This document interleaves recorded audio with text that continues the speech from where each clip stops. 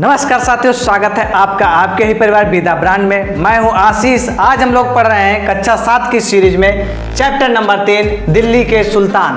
आप ध्यान से देखिए, यहाँ पे पूरा ला लिखा है। आप लोग प्राय क्या लिखते हैं? सुल्तान लिखते हैं। क्या लिखते हैं? आधा ला, फिर ता, फिर ना। क्योंकि हम लोग मानक एनसीईआरटी का अध्ययन कर रहे हैं, तो मानक एनसीईआरटी और हम लोग हिंदी परिपाटी के क्षेत्र से संबंधित हैं। तो हिंदी परिपाटी में हम लोग क्या लिखेंगे? पूरा ला लिखेंगे। पूरा ला लिखेंगे, क्योंकि जब आधा ला लिखते हैं तो आधा ला लिखने की जो प्रथा है वह अरबी और उर्दू भाषा में है, लेकिन हम लोग जो पढ़ रहे हैं वह हिंदी भाषा पढ़ रहे हैं। तो हिंदी भाषा में हम लोग क्या लिखेंगे? पूरा ला लिखेंगे। ठीक है, क्योंकि आप हमारे साथ लास्ट तक बने रहिए और आपको मैं नोट्स इसके साथ साथ आपको विभिन्न प्रकार की उपयोगी और बहुत ही महत्वपूर्ण बातों को हम बताएंगे। आप लोगों ने हमको बहुत ही प्रेम दिया, कक्षा 6 की सीरीज आप लोग देख रहे हैं और उसको ध्यान से भी पढ़िए, क्योंकि वह आगे आपके बहुत ही काम आने वाली है। तो हम लोग शुरू कर रहे हैं आज चैप्टर नंबर 3 कक्षा 7 का दिल्ली के सुल्तान। जानते हैं 12वीं शताब्दी में दिल्ली एक प्रमुख शहर बना। कब?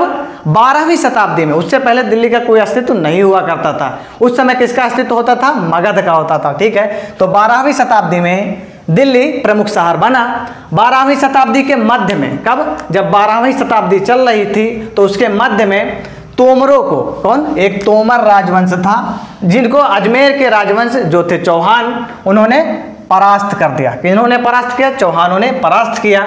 इसी काल में दिल्ली एक प्रमुख वाणिज्यिक केंद्र बना। वाणिज्य क्या होता है? वाणिज्य का अर्थ होता है कॉमर्शियल। वाणिज्य क्या? कॉमर्शियल। व्यापार आदि जहां से होता था वह कौन सा केंद्र बना? कौन बना? दिल्ली बना। ठीक है, वाणिज्यिक केंद्र बन गया। यहाँ पे धन धान्य बहुत ही आने लगा।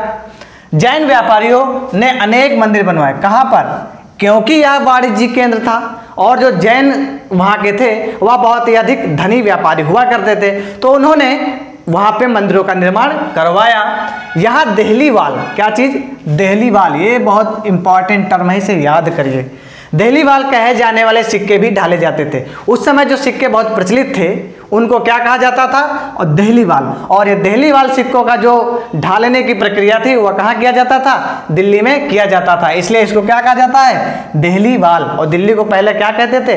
दिल्ली। अभी आगे हम चर्चा करेंगे। 13वीं शताब्दी के आरंभ में दिल्ली सल्तनत की स्थापना हुई। देखिए 1192 में तराइन का युद्ध हुआ। जब तराइन का युद्ध हुआ तो मोहम्मद गौरी ने पृथ्वीराज चौहान को हरा दिया, और पृथ्वीराज चौहान को हराने के बाद गौरी अपने साथ चला गया गौर में। ठीक है, गौर में गया, लेकिन उसने यहाँ पे अपने सरदारों को भेजा जो कि उनके गुलाम थे। उनमें से एक थे कौन? कुतुबुद्दीन ऐबक। आगे अभी हम पढ़ेंगे। कुतुबुद्दीन ऐबक ने यहाँ पे गुलाम वंश की क्या की? स्थापना की। और यही प्रारंभिक क्या था? दिल्ली सल्तनत का वंश था, जो कि क्या कहलाया? गुलाम वंश। जहाँ दिल्ली एक कुहना, सीरी व जहाँ पनाह की स्थापना की। अर्थात दिल्ली में दिल्ली एक कुहना, एक स्थान है, सीरी व जहाँ पनाह आदि नगर बसाए गए थे। आप मानचित्र में देख रहे हैं, तो देखिए जो यमुना नदी है वह यमुना नदी ऊपर से बह रही है और उसमें देखिए छोटी छोटी प्रशाखाएं, कौन सी प्रशाखाएं निकल रही हैं। उसी के पास ऊपर देखेंगे तो फिरोज शाह कोटला, फिर उसके नीचे आएंगे तो जहाँ पनाह है, सीरी है, फिर देहले कोहना है, उसी के नीचे तुगलकाबाद है। इन सभी को आप देख रहे हैं मानचित्र में। ठीक है, तो यही क्या है? दिल्ली में जो प्रमुख शहर थे उनको बसाए गए थे। अब हम लोग जानते हैं दिल्ली सल्तनत के कुछ महत्वपूर्ण वंशों के विषय में जानेंगे। ठीक है, उनमें कौन कौन से वंश बहुत प्रमुख थे, किन किन ने वहाँ पे शासन किया, उनके कुछ महत्वपूर्ण शासकों के विषय हम लोग थोड़ी सी चर्चा कर रहे हैं। तो पहले हम बात करेंगे राजपूत वंश की। किसकी?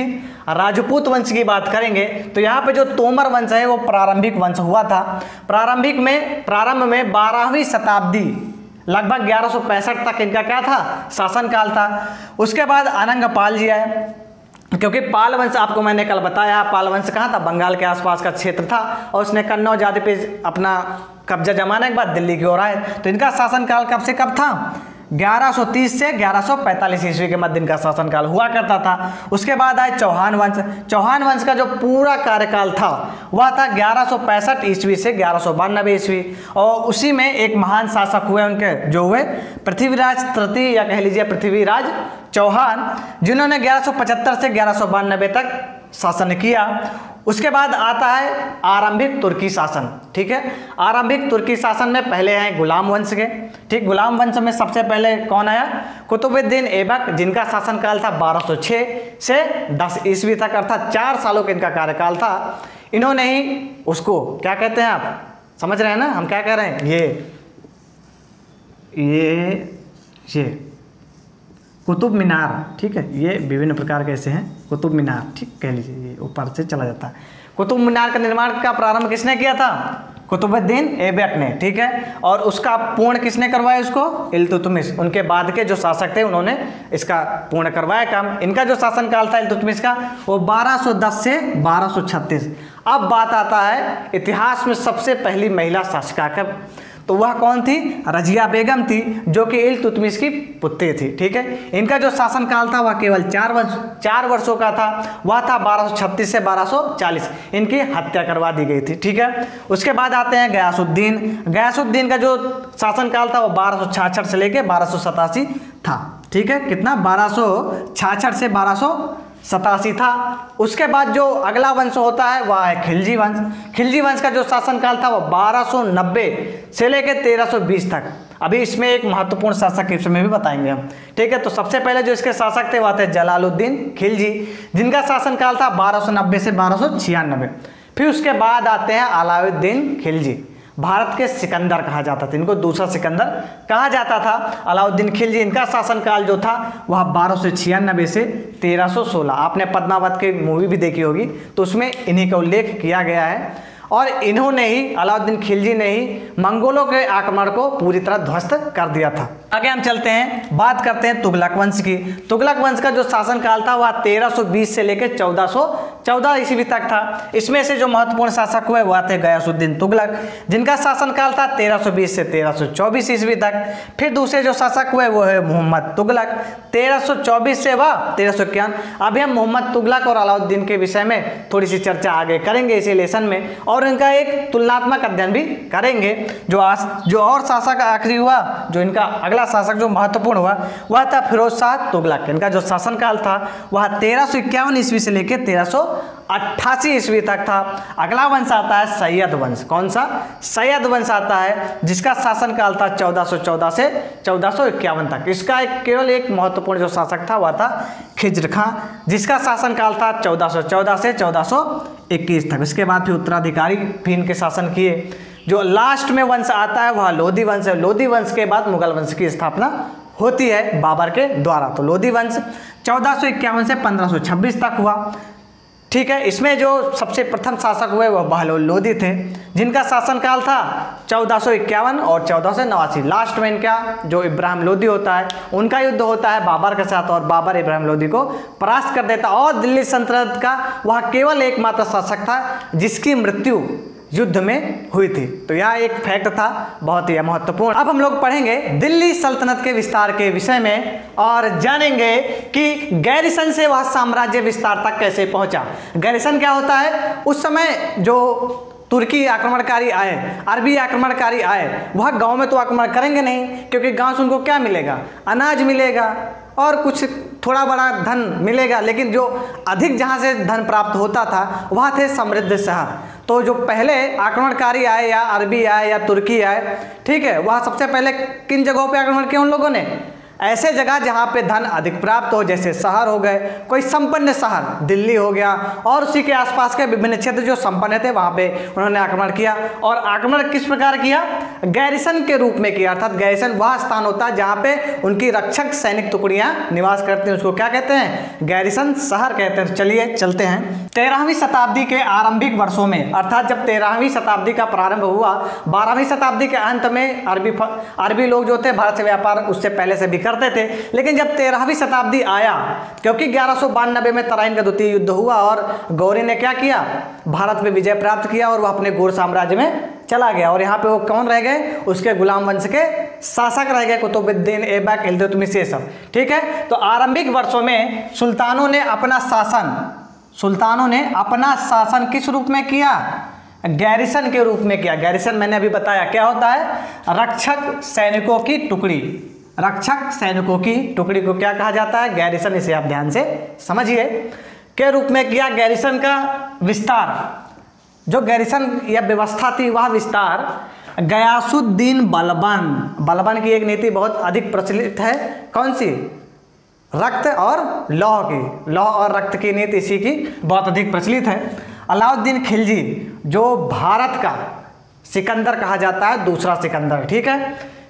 मोहम्मद तुगलक समय में, इनके इन सभी के समय में क्या हुआ था? गैरिसन शहरों का बहुत ही अधिक स्थिति में विस्तार हुआ था। गैरिसन पर इनका नियंत्रण था।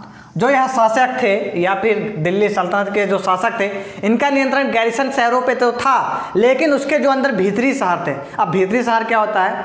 ऐसे शहर, ठीक है, जिसके अंदर विभिन्न प्रकार की रसद और आयुध संबंधी विभिन्न प्रकार की वस्तुएं प्राप्त होती हैं, और उसके बाहर सीमा हो, किलेबंदी हो, ठीक है, किलेबंदी हो, सैनिक उसके आसपास क्षेत्र में पहरा देते हो, उस इलाके को क्या कहते हैं? भीतरी प्रदेश कहते हैं। तो इन प्रदेशों से इन लोगों को क्या प्राप्त होता था? रसद और विभिन्न प्रकार की खाद्य सामग्रियां प्राप्त होती थी। आगे देखते हैं। परंतु भीतरी शहरों पर इनका नियंत्रण ना के बराबर था। किनका? गैरिसन और उनके शासक वर्गों का। इसलिए उन्हें आवश्यक सामग्री, रसद आदि के लिए व्यापार कर। अब व्यापार कर क्या है? आप हमारे देश से व्यापार कर रहे हैं किसी दूसरे देश में, उसके बीच में एक सीमा पड़ती है, ठीक है। जैसे आप मानिए यह देश भारत है, ठीक है, और यह कोई और देश है, मान लीजिए नेपाल है, ठीक है। तो इसके बीच में जो यह सीमा है, इस पर अगर जाओगे तो कर लेगा इस सीमा पे जो होगा, और इस पर आओगे तो कर लेगा सीमा शुल्क के रूप में, ठीक है। तो यही क्या था? व्यापार कर था। और लूट मार पर भी वो लोग निर्भर रहते थे। अगर आप हमें आसानी से पैसा नहीं दे रहे हैं, ठीक है, आपके यहाँ हम आए, अरे भैया हमका ला दियो तो इससे कुछ हमू खाबे जिंदा रहे, तो क्या करोगे? आप नहीं दोगे प्रेम से, तो लोग क्या करेंगे? लूट मार। डाकू वाली पिक्चर आप लोगों ने पुराने समय में तो देखा ही होगा। उसमें क्या करते थे? वो लोग आते थे, लूट पाट करके चले जाते थे। वैसा ये लोग भी करते थे। सल्तनतकालीन जो शासक थे वह भी लूट मार करते थे, ठीक है। दिल्ली से सुदूर, क्योंकि दिल्ली और बंगाल में बहुत दूरी थी। यह दिल्ली है तो यह पूर्वी क्षेत्र बंगाल है, तो बहुत अधिक दूरी थी, ठीक है।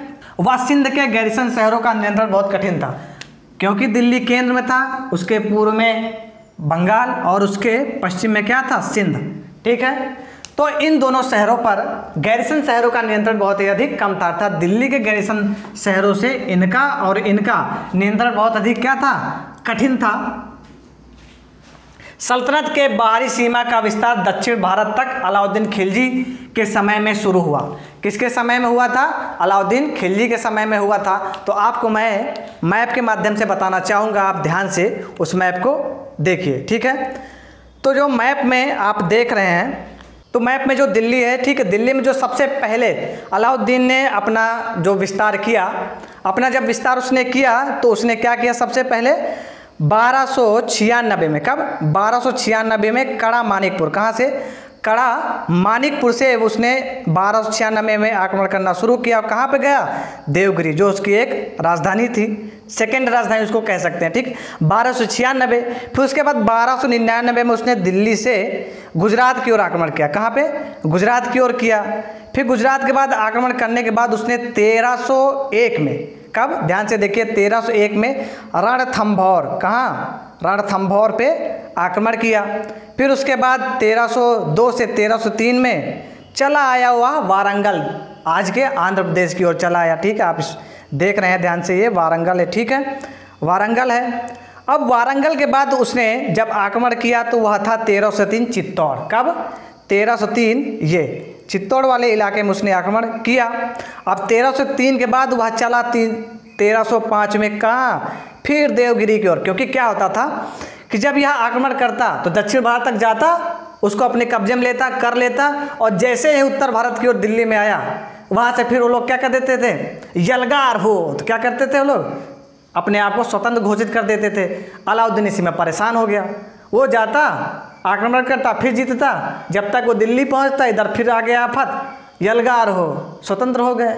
ऐसा ही क्रम क्या हुआ? चलता रहा। तो उसने बाद में देवगिरी को अपनी सेकेंड राजधानी बनाया, और उसके बाद उसने, ठीक है, देवगिरी से 1310 में 1311 के अप्रॉक्स उसने होयसल, ठीक है, होयसल पर आक्रमण किया। द्वार समुद्र है जहाँ पे, ठीक। उसके बाद उसने आक्रमण किया 1311 में तंजावुर की ओर, कहाँ पे? तंजावुर, ये दक्षिण में एकदम किनारे पहुंच गया श्रीलंका के बॉर्डर के पास। फिर पांड्यन उसके नीचे थे। ठीक है, इस प्रकार हम लोगों ने देख लिया अलाउद्दीन खिलजी के एक विस्तार को, जिसने उसने सैनिक अभियानों के माध्यम से भारत के दक्षिण के क्षेत्रों पे भी विजय प्राप्त किया। ठीक है, तो अब हम लोग आगे चलते हैं। सल्तनत का विस्तार जहाँ पे अलाउद्दीन खिलजी के समय में विस्तार होना प्रारंभ हुआ, वहीं पे मोहम्मद तुगलक, ठीक है, मोहम्मद तुगलक के समय पे यह चरम पे पहुंचा।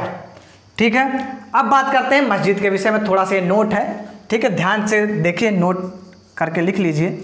मस्जिद क्या होता है? मस्जिद की जो उत्पत्ति है इस शब्द की, वह अरबी भाषा से हुई है, जिसका अर्थ होता है ऐसा स्थान जहाँ पर मुसलमान अल्लाह की आराधना में सजदा करता है। अब सजदा क्या चीज़ है? माथा और घुटने टेक कर जमीन पे लेटना। ठीक है, उसे क्या कहते हैं? सजदा कहते हैं। यह एक पद्धति है मुसलमानों की इबादत की, ठीक है, आराधना की। अब जामा मस्जिद क्या होती है? जामा मस्जिद वैसे में दिल्ली में है, लेकिन जो प्रायः जामा मस्जिद की परिभाषा होती है उसे कहते हैं मस्जिद जामी, अर्थात ऐसी मस्जिद जहाँ पर अनेक मुसलमान एकत्रित होकर एक साथ नमाज पढ़ते हैं, उसे क्या कहते हैं? जामा मस्जिद कहते हैं। अब इमाम क्या होता है? इमाम नमाजियों में सबसे अधिक विद्वान, अर्थात जो नमाज पढ़ने वाले व्यक्ति आते हैं नमाज गृह में, कहे मस्जिद में, तो वहाँ पे जो सबसे अधिक विद्वान और सम्मानीय व्यक्ति होता है उसे क्या कहा जाता है? इमाम। यही इमाम शुक्रवार की नमाज के समय खुतबा देता है, अर्थात क्या देता है? धर्मोपदेश। धर्मोपदेश को क्या कहते हैं? खुतबा कहते हैं, वह देता है। और किबला किसे कहते हैं? नमाज के दौरान मुसलमान मक्का की ओर मुंह करके खड़े होते हैं, उसे क्या कहते हैं? किबला कहते हैं, क्योंकि मक्का जो है भारत के पश्चिम में पड़ता है, इसलिए। और आगे हम लोग जानते हैं। अब हम लोग बात करेंगे सल्तनत कालीन स्थापत्य कला के विषय में, अर्थात हम लोग जानेंगे इस समय कौन कौन सी प्रमुख मस्जिदें बनाई गई थी। तो पहले जानते हैं कुव्वत अल इस्लाम। इस मस्जिद का निर्माण 12वीं शताब्दी के आखिरी दशक में हुआ था। इस मस्जिद का निर्माण प्रथम शहर दहलीए कोहना में कराया गया था। ठीक है, इसका विस्तार जो था वह इल्तुतमिश व अलाउद्दीन खिलजी ने किया था। मीनारें 3 सुल्तानों ने बनाई। सबसे पहला सुल्तान कौन था? कुतुबुद्दीन ऐबक। उसके बाद इल्तुतमिश तथा बाद में गयासुद्दीन तुगलक ने इनकी मीनारों को बनाया। फिर दूसरी जो मस्जिद है वह है बेगमपुरी का मस्जिद। यह मस्जिद मोहम्मद तुगलक के समय में बनाया गया था। और कहाँ बनाया गया था? उसकी राजधानी जहाँपनाह। जहाँपनाह का शाब्दिक अर्थ होता है ऐसा स्थान जहाँ पे जहाँ अर्थात विश्व क्या लेता हो? पनाह, अर्थात शरण लेता हो, उसे क्या कहते हैं? जहाँपनाह। यहाँ पे बनाई गई थी बेगमपुरी का मस्जिद। और जो तीसरी मस्जिद है वह मोठ की मस्जिद है। इस मस्जिद का निर्माण सिकंदर लोदी के एक मंत्री ने करवाया था। अब हम लोग बात करेंगे तुगलक वंश और खिलजी वंश के प्रशासन की व्यवस्था को देखेंगे। दिल्ली के आरंभिक सुल्तान विशेषकर इल्तुतमिश ने सामंतों व जमींदारों के स्थान पर बंदगा अर्थात गुलामों का उपयोग करते थे और उनको उच्च पदों पे बिठाया जाता था। खिलजी व तुगलक शासक बंदगा का प्रयोग करते थे। ठीक है, अभी मैंने बताया। यह गुलामों को सूबेदार, सेनापति जैसे उच्च पदों पर रखते थे क्योंकि वे मालिकों के प्रति वफादार होते थे। देखिए, अगर कोई सामान्य व्यक्ति होगा, आपका साथी होगा, मित्र होगा, आप उसे उच्च पदों पर रखेंगे तो आपका कंधे पर वो हथियार रखेगा और निशाना अपना लगाएगा। लेकिन यहाँ पे क्या थे?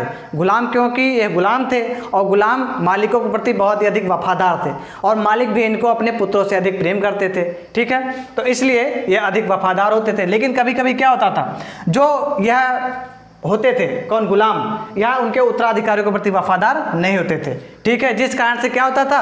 राजनीतिक अस्थिरता भी उत्पन्न हो जाती थी। उठापटक राजनीति में चला करती, वहाँ पे भी चालू हो जाती थी। सुल्तानों द्वारा निचले तबकों को संरक्षण दिया जाता था। ठीक है, अभी उदाहरण देखेंगे।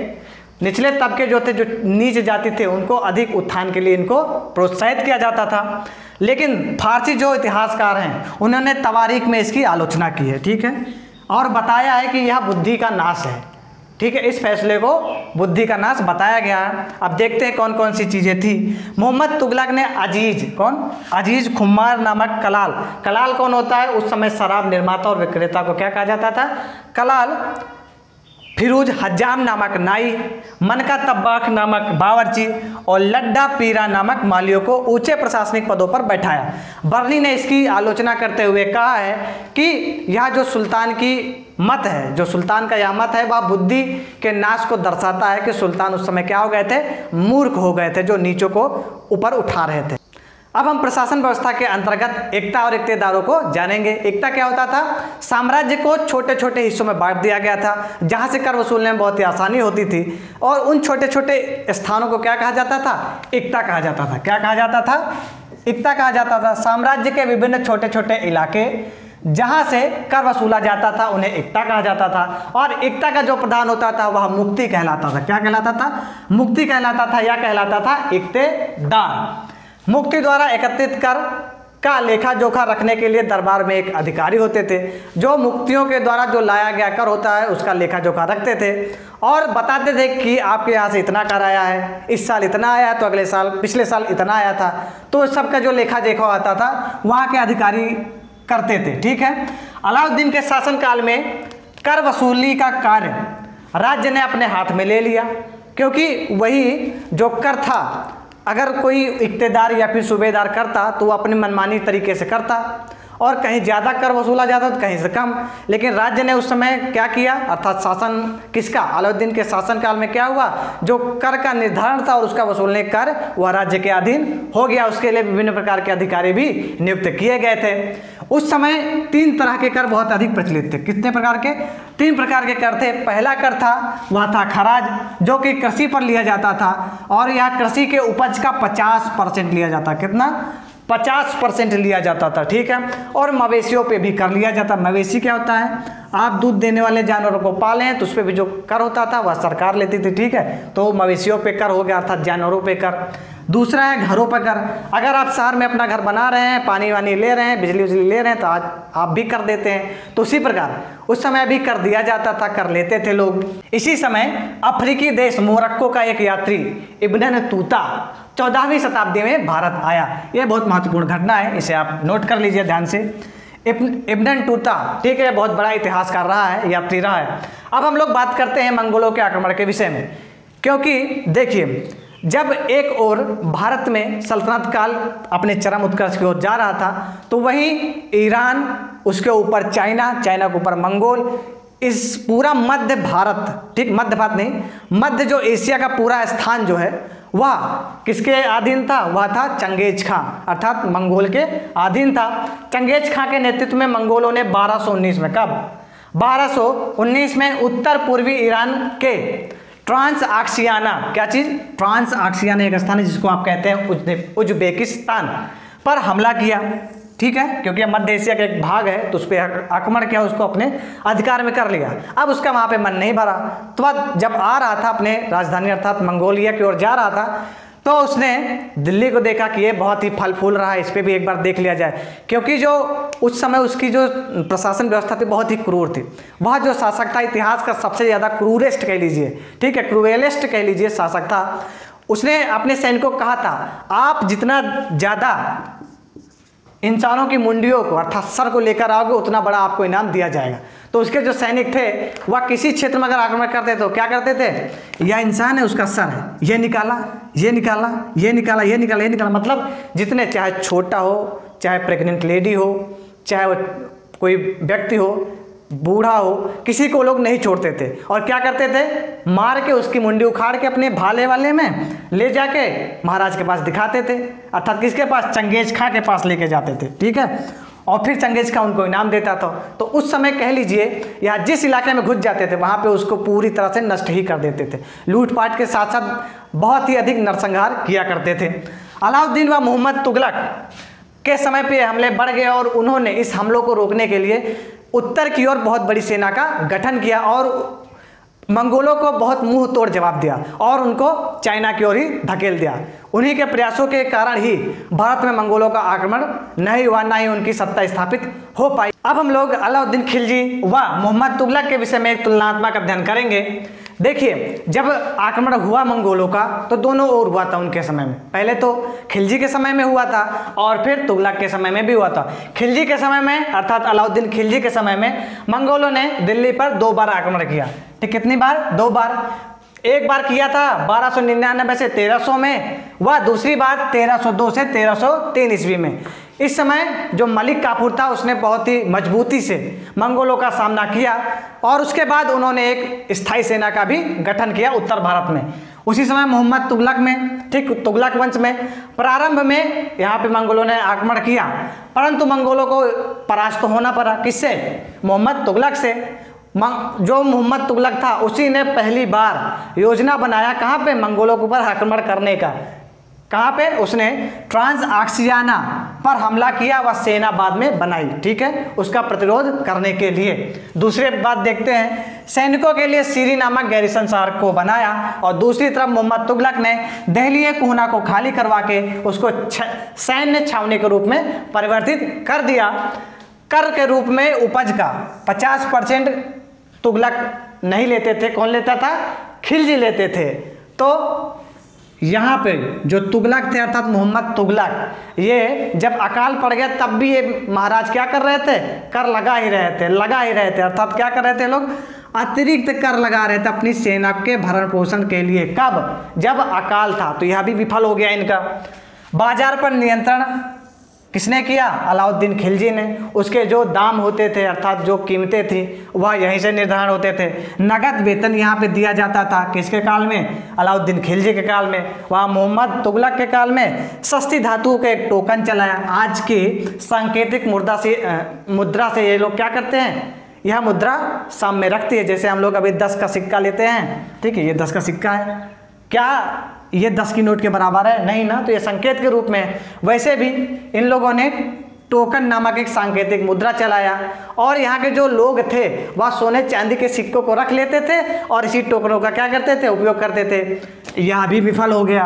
अब कह सकते हैं यह जो शासक था इसका बहुत ही अधिक दुर्भाग्य था। पहला दुर्भाग्य अकाल के समय में कर लगाना, दूसरा दुर्भाग्य समय से पहले सांकेतिक मुद्रा का प्रचलन कर देना, ठीक है, और तीसरा दुर्भाग्य कब होता है? जब ये कश्मीर की ओर जाते हैं भैया युद्ध करने, वहाँ पे भी इनको मार पीट के भगा दिया जाता है। आगे बात करते हैं।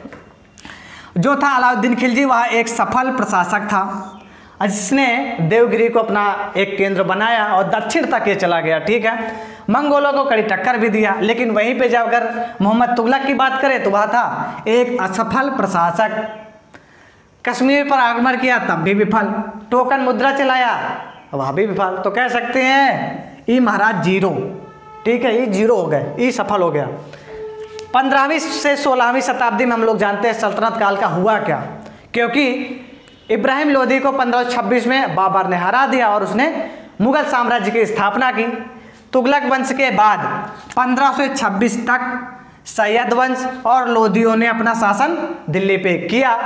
उसी बीच शेर शाह सूरी आए हैं। कब? 1540 में शेर शाह सूरी आए। उनका शासनकाल 45 तक रहा, 1545 तक। ने बिहार में, कब?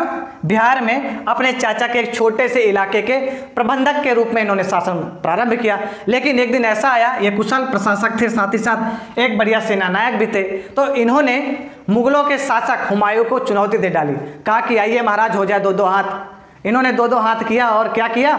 हुमायूं को भागने पे मजबूर कर दिया और हुमायूं भाग गया देश छोड़ के। मुगलों को चुनौती दिया इन्होंने। सूरी वंश की स्थापना कर दी 1540 में और यह वंश 1555 तक करीब 15 वर्षों तक जीवित रहा। बाद में जैसे इनकी मृत्यु हो गई, उनके बाद सूरी की मृत्यु के बाद उनके उत्तराधिकारी जो थे वो कमजोर थे, ठीक है। तब फिर क्या होता है? हुमायूं फिर से वापस आता है, अपनी सत्ता पा लेता है। बाद में अकबर ने 1556 से 1605 में इसका शासनकाल था, ने प्रतिमान के रूप में अर्थात जो उसके साक्ष्य के रूप में आप कह सकते हैं शेर शाह की प्रशासन नीति को ही अपनाया।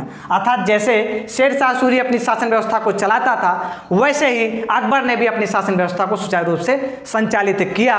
अब हम लोग आगे जानेंगे मुगलों के विषय में अगले चैप्टर में। तो यहाँ पे यह सीरीज खत्म हुई। अब हम लोग इंटरेस्टिंग फैक्ट के अंतर्गत 3 श्रेणियों को जानेंगे। पहला है ईश्वरीय शांति, दूसरा न्यायिक और तीसरा है धर्मयुद्ध। क्या होते हैं इनके विषय में हम लोग जानकारी प्राप्त करते हैं। 3 श्रेणियों का विचार सबसे पहले 11वीं शताब्दी में कब आया?